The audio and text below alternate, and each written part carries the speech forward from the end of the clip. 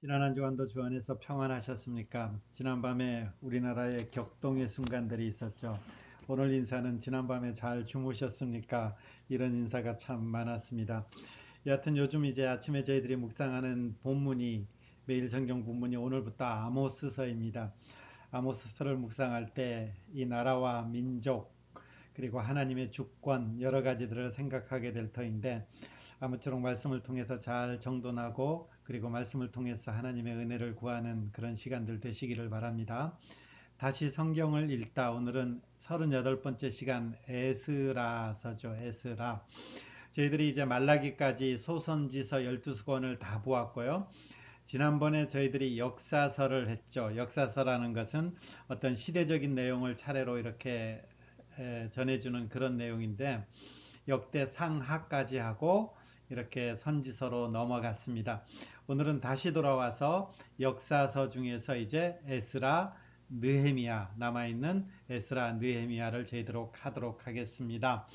자, 이 에스라가 어느 부분이냐면 이 부분 한번 보세요. 몇 번 저희들이 이 표를 보여드린 것 같은데요. 이스라엘 백성들이 하나님 앞에 범죄했죠. 범죄함으로 말미암아서 1차 포로, 2차 포로, 3차 포로로 바벨론에 잡혀가게 됩니다.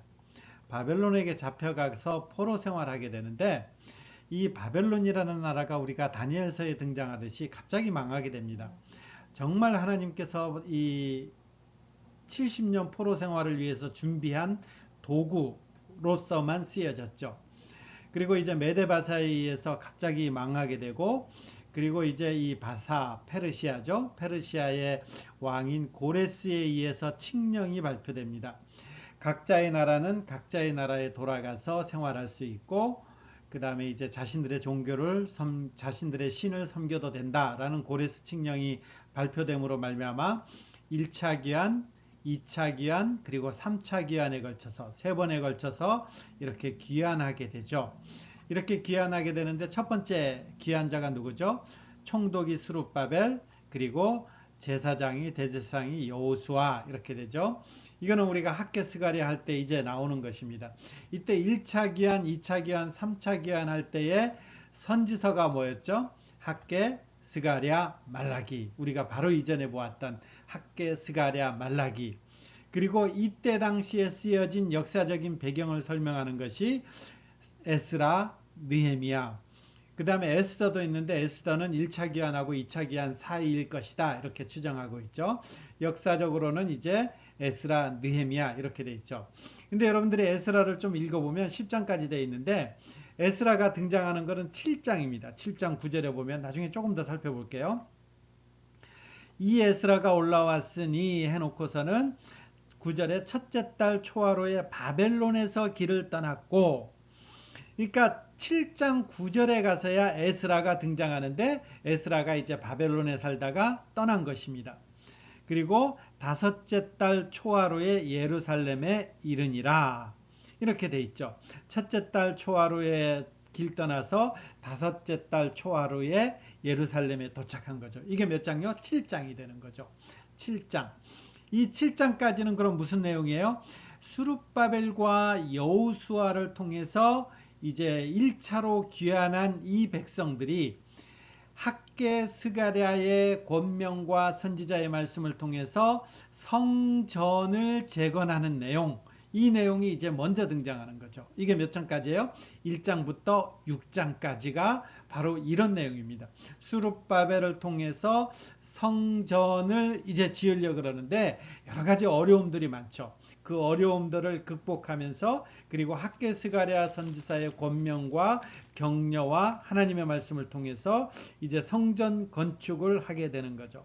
대표적으로 보면 5장 1절에 선지자들 곧 선지자 학계와 이또의 손자 스가랴가 이렇게 하면서 이제 말씀하면서 하는 내용이죠. 우리가 지난번에 배웠던 이 내용이죠. 그리고 7장에 들어서야 이제 에스라가 등장하면서 에스라를 통해서 이제 하나님의 말씀들이 임하게 되는 거죠. 근데 에스라는 언제 도착해요? 2차 귀환 때 도착한 그 지도자가 에스라, 학사 에스라가 되는 거죠.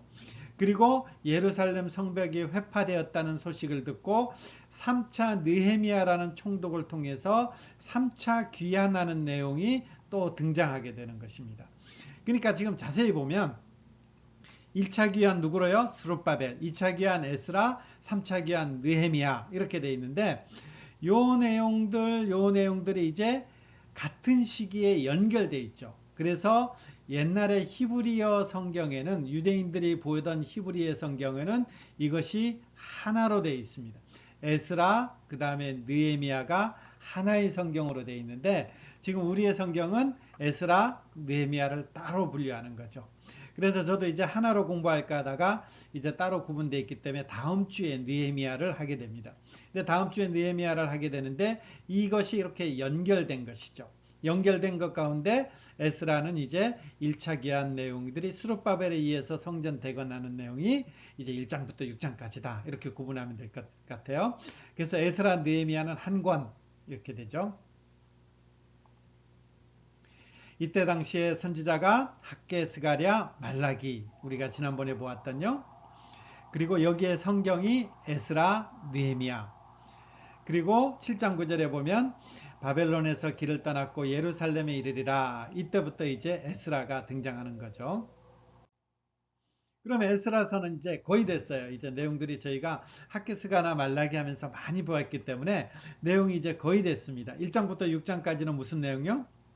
성전 재건하는 내용. 성전 재건이 녹록했습니까? 그렇지 않았죠.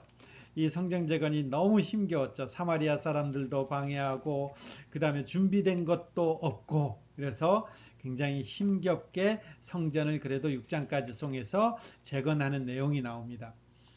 그리고 7장부터 10장까지는 이제 이 성전을 재건해 놓고 보니까 이스라엘의 어떤 상태들이 어떠냐 했을 때에 이스라엘의 상태가 참 심각하죠. 어떤 것들이 있었죠? 통혼, 자폰이라고 제가 교환에는 적어놨는데 이방인과 결혼하면 안 되는데 이 당시에 벌써 이 이스라엘 백성들이 돌아온 이후에 거기에 이방인들이 많이 살고 그러니까 이 유대인들이 이 하나님의 사람들이 이방인과 결혼하는 이런 내용들이 나오죠. 그리고 이런 상황들 속에서 이 이방인과 결혼한 것은 하나님과 언약을 어긴 거거든요.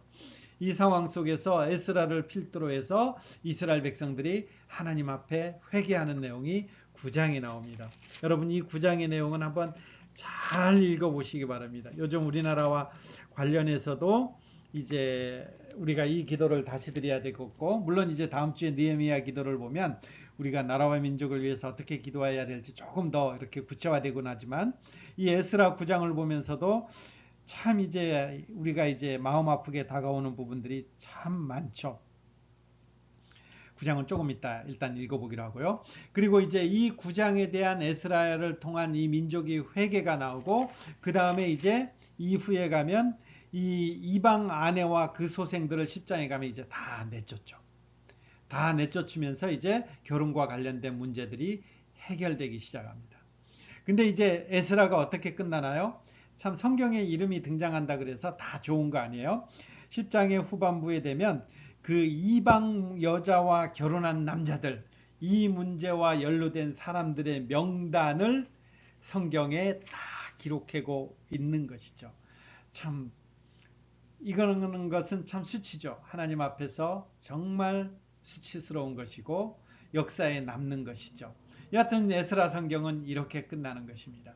이 한 장의 화면으로 여러분 감이 잡히시죠? 1장부터 6장까지는 스룹바벨을 통해서 여러 방해에도 불구하고 학개 스가랴 선지자의 권면과 함께 성전을 재건하는 내용 그리고 성전 재건한 후에 에스라를 통해서 그 땅의 황폐한 것들 대표적으로 이제 통혼 이방인과 통혼한 그런 부분들을 이제 해결하는 그런 내용들 그러면서 이제 하나님 앞에 회개하는 내용들 그런 내용들이 7장에서부터 10장까지 특별히 마지막은 이 문제에 연루된 사람들의 명단을 제시하는 것으로 이제 이 에스라는 마무리되고 있습니다.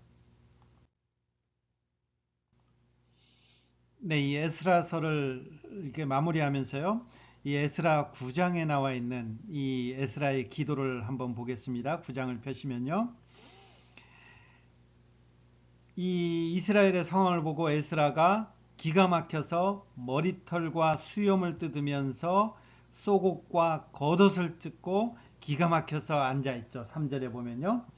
그때 4절에 보면 이때 이스라엘의 하나님의 말씀으로 말미암아 떠는 자가 사로잡혔던 이 사람들의 죄 때문에 다 내게로 모여오더라. 이렇게 되는 거죠. 그러니까 사람들이 잘못한 사람들이 이제 모여오는 거죠. 그때 5절에 보면 저녁 제사를 드릴 때에 내가 근심 중에 일어나서 속옷 겉옷을 찢은 채 무릎 꿇고 나의 하나님 여호와를 향하여 손을 들고 말하기를 이제부터 기도하는 내용이에요.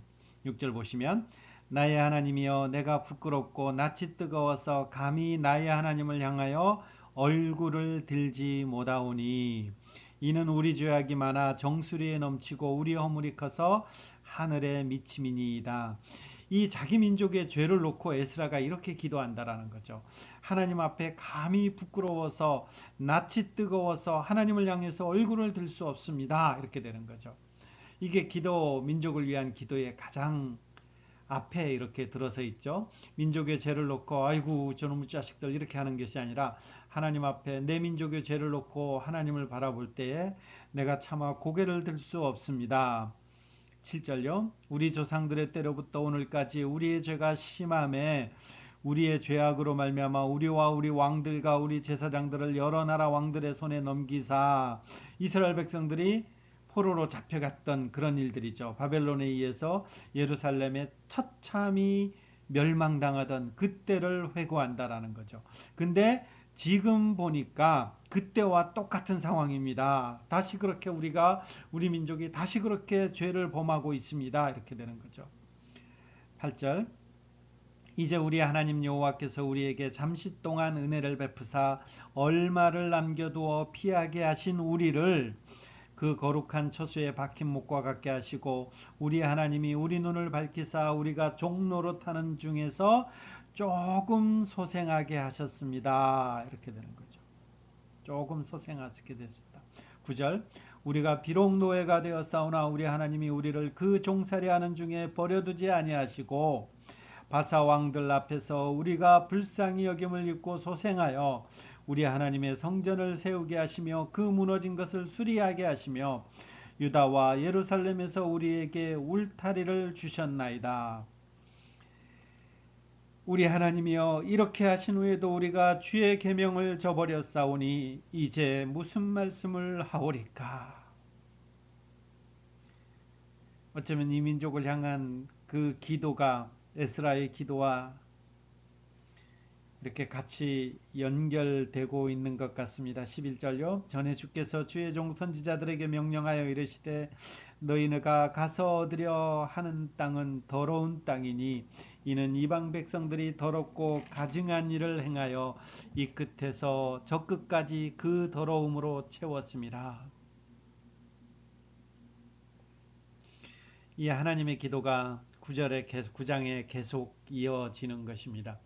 이 9장의 기도는 여러분 통회하는 마음으로 애통하는 마음으로 다시 한번 찬찬히 기도하는 마음으로 읽어보시기 바랍니다. 그러기에 우리는 이 에스라를 읽을 때 이 한마디 단어가 우리 앞에 서는 거죠. 주님이라는 이 단어입니다. 주님. 반복되는 죄에 대한 이 이스라엘 백성들의 죄 감당할 수 없는 것입니다. 그럼에도 우리는 이런 주님의 은혜만을 기다릴 수밖에 없는 것이 우리 인생들입니다. 저와 여러분들입니다. 틈만 나면 조금만 기회지면 조금만 편해지면 우리는 하나님 앞에 참 교만한 그런 인생들이 되어버리는 거죠.